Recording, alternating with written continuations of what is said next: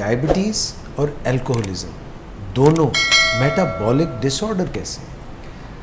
دونوں میٹابولک ڈس آرڈر ایسے ہیں کہ دونوں میں ہمارے جسم میں جو پروسیسنگ کا نظام ہے، جیسے ڈائبٹیز میں جو کاربوہائیڈریٹس کا نظام ہے پروسیسنگ کا، جس میں انسولین بہت میجر رول پلے کرتی ہے ایز اے کیٹلسٹ ایجنٹ، کیونکہ ہمارے جسم میں جب کاربوہائیڈریٹس کی پروسیسنگ ہو رہی ہوتی ہے تو ایک سٹیج پہ جا کے سیل وال کی جگہ پر آپ یوں سمجھیں کہ انسولین سارجنٹ کا رول پلے کرتی ہے. جب تک وہاں انسولین موجود نہ ہو تو شوگر یا گلوکوز سیل وال کو کراس نہیں کر سکتا، اور جب تک وہ سیل وال کو کراس کر کے سیل کے یا خلیے کے اندر نہیں جاتی گلوکوز، تب تک توانائی مہیا نہیں ہو سکتی. تو یہ آپ یوں سمجھ لیں کہ میٹابولزم کا یا ہمارے جسم کے نظام کا یا پروسیسنگ کا ڈس آرڈر ہے،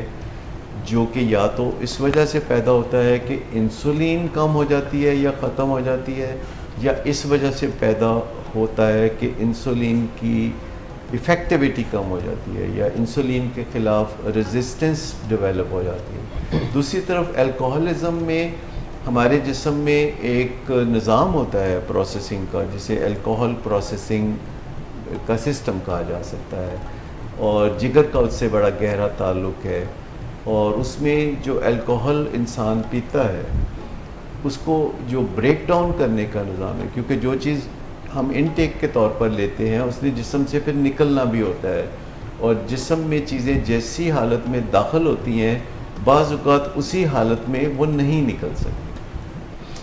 کچھ چیزیں تو جیسے پانی ہم پیتے ہیں تو وہ پانی کی شکل میں نکلتا ہے، لیکن بہت سی دیگر چیزیں ہیں، غذا اور الکوہل کے حوالے سے میں بات کر رہا ہوں، کہ وہ جس حالت میں جسم میں انٹر ہوتی ہیں اس حالت میں نہیں نکلتی، وہ ڈیگریڈڈ حالت میں یعنی چھوٹے مالیکیولز کی شکل میں نکلتی ہیں.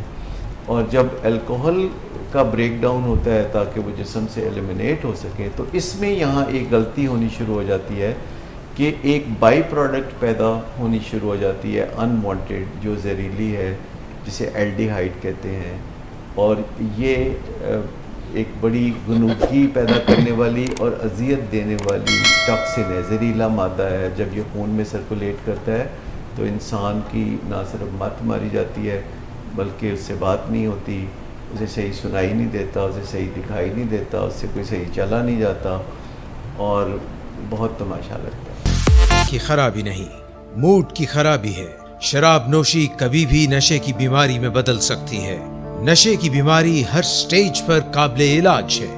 مدد حاصل کیجیے، کیونکہ وہ ایسا نہیں کرے گا. ولنگ ویز سے مدد حاصل کیجیے، کہیں سے بھی مدد حاصل کیجیے، لیکن فوری مدد حاصل کیجیے. جس معجزے کے انتظار میں آپ نے بہت دیر کر دی، اب وہ دستک دے رہا ہے. مدد حاصل کیجیے، مدد حاصل کیجیے، مدد حاصل کیجیے.